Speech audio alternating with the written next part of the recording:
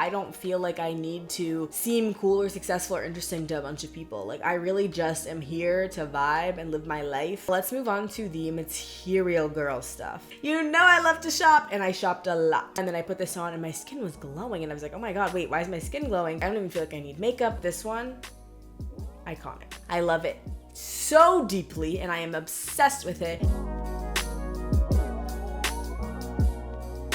Welcome back to Too Smart for This. It's your host, Alexis Barber, and it's the end of Q1 2024. We are 1/4 of the way through the year, which is absolutely insane.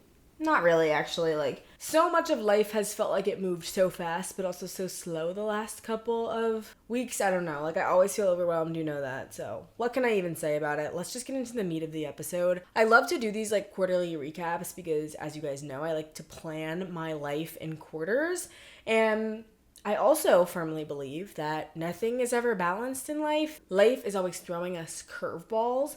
So I want to talk about things I've learned the past quarter, as well as the things that I've been loving and using and have made my life easier the last quarter, and then share some goals and plans for Q2, because Q2 will be fun. I feel like Q3 is always busy because it's like end of summer, it's hot, you're outside, school is starting back up in September, and then Q4 is always really intense. So this Q2, I want to be more intentional about really enjoying it and having a good spring, a good early spring. I just feel like that never really happens because things are always busy. So let's get into the big lessons from Q1 2024. The first big lesson from Q1 of 2024 is that self-worth is really the key to everything. And I think that I've done a pretty good job over the last couple of years of working on my self-confidence, working on my self-esteem, and working on like my self-love, like, you know, but my self-worth, I noticed, was actually the biggest blocker for me because I was subconsciously acting in a way of someone who didn't believe that they were like worthy of having goodness in their life. And I think there's been a couple of really strong quotes and really strong things that have helped me out of this. When it comes to self-worth, just in case you're looking for a definition, self-worth is like the inherent belief that like you are a worthy person and that you deserve everything you want and that you are a good person. And a lot of us struggle with this, especially as perfectionists, and we try to prove that we are worthy through our actions. We try to prove that we are worthy through our connections to people or our status or through our resumes or whatever it may be. And I, as much as I said I wasn't doing that and I was focusing on myself, what I really think I was doing was I was just doing it in a different way and still believing that at the end of the day, if I didn't have these things, I would not really feel worthy. And when I talk about self-worth, it still sometimes makes me uncomfortable because I still feel like, but like, wait, I'm not worthy. Until I reframe it in the context of other people. I believe that my friends, even when they make mistakes, they are still worthy of love. I believe that children, when they are born into this world, they are worth all the love and health and connection that anyone could adore. You know what I mean? I believe all children are worthy. So why would I believe that for some reason I've grown up in this world, reacted to all these different circumstances, and I'm no longer worthy because I didn't work out 5 times this week and get A's in all my classes? I'm not worthy because I made a mistake at work. Like, we assign such deep punishment to the reality of being a human being sometimes. And I really started to let go of that in this past quarter and recognize that like self-worth was something that was inherent for me. And it takes a lot of practice for me. Because like I said before, like things like eating healthy or doing all of my content on time in a consistent way, I would start to subconsciously even like associate with my worth as a human being. And when I realized that like that's not what makes me worthy and I actually treat myself like I am worth everything good, then that's when good things would happen. Because it's easy to, like, I think about this all the time. That quote I shared with you guys a couple of months ago about treat yourself as if you were your daughter. If you were your daughter, you would make sure she would brush her hair every night. You'd make sure that she was only surrounded by love. You'd give her every possible opportunity that you could to give her all of her dreams and more. And I want you to do that for yourself. And so I have to consciously remind myself to do this. It is not easy for me to, because I am very hard on myself. And I don't even like saying that because I feel like I'm sometimes not hard enough on myself because I don't do everything that I say that I want to do. But my friends have helped me realize that like I am really hard on myself, and the things that I say I want to do, I could do them if I was doing them from a place of love and joy, as opposed to from a place of you have to do this in order to prove something. And so when I am showing up instead of from that place of like needing to prove, but rather because I'm happy, and I am a healthy person because my body deserves to be taken care of, and it's inherently worthy, and I deserve to have a job that makes me excited and happy, and that's why I show up consistently. Those are very different from I have to do this or else something bad will happen. So self-worth, that sort of journey has been like a huge part of my Q1, and I'm like really excited to continue with that work because I think that as your self-worth improves and like your belief that you deserve everything you want improves, our lives just get better. I think that's why when we let go of things that don't serve us anymore, I think that's why so much good flows into our life afterwards, because we've signaled to ourselves that we're worth more. Because when we let go of a friendship that doesn't serve us anymore, and then a great friends or great opportunities come into our lives, or a relationship or a job, that's because we know we're worth more. So I really love self-worth work, and I'm going to be doing some more reading and stuff like that in Q2. The next big like life lesson I guess I've learned is the difference between like capacity and capability, and how that relates to giving myself grace. So I don't know that that is the most coherent way to say this, but I had a pretty like rough first few months because there was a lot on my plate. In those first like 2 months of the year when there was a lot on my plate, I was beating myself up a lot for not taking care of my body and for unhealthy coping mechanisms. In that time, what I recognized was not that I was a bad person because I wasn't taking care of my body, or that I was a bad person for not being able to handle everything. It was that I was operating at overcapacity. And so when you operate at overcapacity, or you do something that's not serving you, you are bound to react in ways that are not healthy. And that's why we don't operate at above our capacity, because that's what happens when that happens. So what I did was, for the second half of the semester, I chose to take a lighter course load, even though I had wanted to like get a ton of stuff over with. And that was because I recognized that my capacity was dwindling, and I had to make a change. Otherwise, I wasn't going to be okay, and I wasn't going to be able to get things done. So sometimes when we're operating at too much of a capacity, then I would turn that into I'm just not good enough.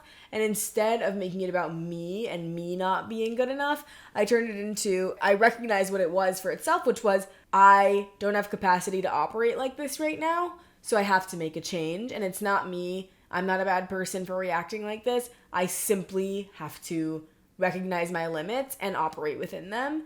And I'm grateful for all of the things at that time taught me, but I also just know now, like, there's only so much I can do, and I have to give myself grace and give myself the opportunity to do that. So if you're feeling overwhelmed or burnt out, or like too much is going on for you, think about what your capacity genuinely is and hold yourself to that instead of holding yourself to something absolutely unnecessary. The other thing I learned is about not letting other people make you feel small. I talked about this in the beginning of the year in my episode about like, you don't have to like me, but watch your mouth. And how I always operated towards being perfect so that I could gain approval from other people and gain, external validation. And I thought that external validation and like being perfect would protect me from people. But in reality, I think it creates a lot of resentment towards people who are insecure. And unfortunately, sometimes people who are insecure still hold power. And so, especially over us, if we like them or want to be friends with them, or even in scenarios where they might be gatekeepers of something that you are interested in pursuing. And so I had to notice that I don't have to be liked or perfect to everyone. I don't even have to be, respected by everyone. But I am not going to give my energy out to people who are excited about making me feel small, or people who think that it's a joke or funny to, belittle me. And because usually that joke is like, it's something deeper, you know what I mean? And so I noticed that triggering other people because you are actually doing what you want to do is what comes with the territory of being on your own path. And even when you're facing success or even when you're facing failure, it doesn't matter. Like, that triggering can still happen, and it will always trigger insecure people. But you just have to sort of recognize that and keep it moving. And I think that's really helped me a lot because I feel so much more liberated now, where like I don't feel like I need to seem cool or successful or interesting to a bunch of people. Like, I really just am here to vibe and live my life and like enjoy myself, you know what I mean? And like not be beholden to other people's like opinions. And it feels so nice to know like, hey, people aren't reacting to me personally. They're reacting to how they feel about me. And there was like a cool TikTok video that was circulating for a long time that was like, I realized that people don't care about me, but I made up a story about what they care about in my head, and I was mean to myself because I don't actually know what these people are thinking about me. I made up a story, said that they were thinking mean things about me, and then projected that onto myself, and that's not very nice. And if they were thinking mean things about me, it just would mean that they're not very nice to themselves either. And that's just been so calming for me because every time I find myself being like, oh, did I sound stupid in that sentence? Or, oh, did I mess up here? I'm like, wait a second. It doesn't matter if I did or not because you know what? Like, I'm for the people I'm for and I'm not for the people I'm not, and that's okay. So those have been my 3 big life lessons of Q1. They were all, it's not like they were all learned with this like sense of optimism and wisdom that I am projecting onto you now. I had a lot of tears, I had a lot of breakdowns, I had a lot of feeling like I wasn't good enough, and I came out of it. And that's the lesson that will probably be at the core of 2 Collective forever, which is that like, hey girl, we make it through. This is for ambitious material girls that are very resilient, and that's what matters. So those are my big life lessons. Now let's move on to the material girl stuff, because you know me.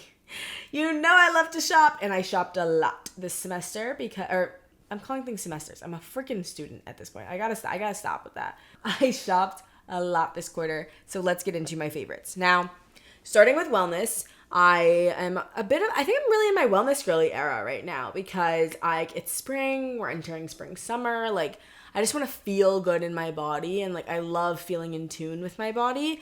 So a few supplements that I introduced this quarter that have stuck with me that I really like are Armra Colostrum. So I started taking this, they sent it to me, full disclosure, in January. I've taken it consistently, and I've definitely seen that I've had better hair growth and better digestion. I really like it. I mix it in the morning with my electrolytes, and I have a little like electrolyte colostrum cocktail that is like the first thing I do to start my day, and it feels really good because I'm getting some superfoods and I'm also getting some hydration after a long night of sleep. So I love that. Another thing I've introduced are my Super Gut prebiotics. That little it's like 6 grams of fiber, which is really good for you. And the prebiotics are really good for your gut. And I remember I posted a supplement video earlier this year, and my mom called me and was like, where is your prebiotic, Alexis? Because she's always been so big on that and gut health. So I saw Instagram ads for this one and I picked it up, and I really like it because I just feel like my gut health is in a good place. But I also love anything where I can get more fiber in because that's also really good for you. And then next up, when it comes to wellness stuff, I am also loving my water bottle. Should I get up and show it to you? Yes. I will. So I got this water bottle at the beginning of the year. It is an Owala water bottle. I'm sure you guys have seen it everywhere. I'm sure I'm like the last person to tell you about this, but I've been dreaming about this water bottle, and then somebody created it. So I'm so grateful for that. But basically, it has a closed top that you can sort of unlock. So it's leak proof. So like when you put it in your bag upside down, it doesn't spill. But then when you open it up, it is a straw that has like a wide sort of top. So you can still drink out of it, and like it's a straw. It also keeps things cold for a really long time. So I love this water bottle. This is what I take with me to school every single day and keep in my bag. And then I have like the big like Stanley like straw ones that I keep at home, and that's what I use at home because this is so good for on the go. So highly recommend, love this. And that concludes my little wellness section. Next is skincare. So my first skincare favorite are these sheet masks from Amazon. So these masks, you basically put them on white, and once they turn clear is when all of the like incredible like benefits have like moisturized into your skin. And so I really love these because I have really dry skin, and so after I travel or like my skin is just feeling really dry, I love to put these on. And I know that they work because I wore them on the plane when I was going on my longest trip this semester, which was to Austria. And when I was on that flight, I wore these masks, and when I put it on, basically like it took 45 minutes to fully absorb into my skin, and that's how dry my skin was, because typically when I do them at home it takes like 3 hours to fully absorb into my skin. So I know that they work, and I love them so much. I've bulk ordered them because I love using them, and they're so good. So highly recommend if you have dry skin. And also it's just like nice to feel like all moisturized, you know? Next is that I switched over to using my Supergoop. I switched back over to using Supergoop Glow Screen, and I did this because my skin was looking a little dry, and I was like, I just kind of like, honestly, no, it was kind of an accident. So I have a mini Supergoop Glow Screen that I keep in my gym bag, and one day I was at the gym, and it was the morning, and I did a sauna, and then I put this on, and my skin was glowing, and I was like, oh my god, wait, why is my skin glowing? It's because I had used the glow screen, and I was like, I don't even feel like I need makeup. Like, this is so great. And so I switched back over to using that consistently, and it makes me just feel a lot more confident about my days. I use the golden hour color, and it's just like a good way to just feel a little bit like prettier in the morning. And so I really like that, and switching back over to that has been like a godsend for me. My other tried and true products that I've been using are the Summer Fridays cushion cream. I just like use that 24/7, honestly. Like, she's so good. I'm such a fan. And then I really keep it pretty simple right now. I have gotten back into my skincare of doing my faded, my AHA masks, and my retinol, because I am not loving like how my skin is looking. I've been using Proactive because a little bit after I've been talking, oh my god, yeah, like I've been managing my hormones really well. I don't break out. I haven't broken out. I broke out after I had such a stressful semester. As I said before, stress is really in my body, like it shows up in my body. So I was breaking out, and I used Proactive, and it was really, really effective. So I love that. I also love to use the Hero Cosmetics patches anytime that I get breakouts too. So those are my skincare favorites of Q1. Q1 beauty favorites. I love the Westman Atelier foundation, okay? I got this foundation from Credo Beauty. It's a little expensive. It's a stick foundation, and the finish is just incredible, and it applies so quickly. It's full coverage, and it looks amazing. I cannot say enough good things about this foundation. It is so good, and you guys know I don't really waver from my fave at NARS, and I absolutely love my NARS foundation. I still use it religiously, but when I'm on a quick, like, gotta go, or I'm traveling, I love to throw in my Westman Atelier foundation because I can count on it for coverage and being super fast to apply. For application, I've been using the IT Cosmetics dual-ended foundation and concealer brush, and I've found that this has the best application for me, specifically with my NARS foundation, which is like a liquid-based foundation, and then I apply my concealer with the other side, and it's just great. I mean, I remember to clean it. Don't forget to clean your makeup brushes, guys. I use the Sephora dry shampoo cleaner for my brushes because that really helps avoid breakouts and make sure your brushes stay fresh, because makeup brushes are expensive. Why are makeup brushes so expensive? It drives me insane. So keep that in mind. Make sure you're cleaning your makeup brushes. And I love that brush. The other thing is the Kosas concealer. So I think I might have talked about this already before, but I never used to get like dark circles. I've never had them until I started school here, when I guess I like don't get as much quality sleep. So I use the Kosas concealer. It's like the best. I've also used the Giorgio Armani one. That one's new to me and I really like it. So those have been like tried and true. Love them. Like, they are high quality, they do their job, and they're amazing. And then finally, the Ulla Henriksen lip peptide balm. I tried a bunch of lip balms this year, okay guys? And for like a lip sleeping mask, I love the Burt's Bees one. It's a really good like sleeping mask, and it's like all natural. But for like a day-to-day lip gloss that I'm like keeping with me in my bag that has a little tint so I look like I'm a little fresh, the Ulla Henriksen, it does what all the other girls are saying they're doing. I mean, you know, I love my Summer Fridays, you know, I love my topicals, but like Ulla Henriksen is the best formula to me, personally. Okay? Now, I'm a lippy girl. I'm gonna have a lot of different lippies. I'm gonna love them for different reasons. But this one, iconic. Highly recommend. Okay. A little honorable mention in the makeup category, but it's kind of not really makeup, it's actually a body care product, is the Sol de Janeiro Delicio Body Balm, I think it's called. This smells how I want to smell. It smells absolutely incredible. I love it so deeply, and I am obsessed with it. I used to, don't kill me for it, but the Sol de Janeiro, like the original body cream, I always felt like it was a little too watery and a little too sticky. And I have a really sensitive skin. It would make me a little itchy, but I liked it anyway because I love the smell. This one does not make me itchy. I have very dry, eczema-prone skin. It cannot be bothered by things. And so scents are really hard for me to adjust to. But this one is so good. And like, I bought the mini version, but I'm going to buy the big version because it was so good on my body. Oh my God. Okay. Clothing wise, a couple faves, a couple things that we need to chat about. First of all, the Agoldi low-rise baggy jeans.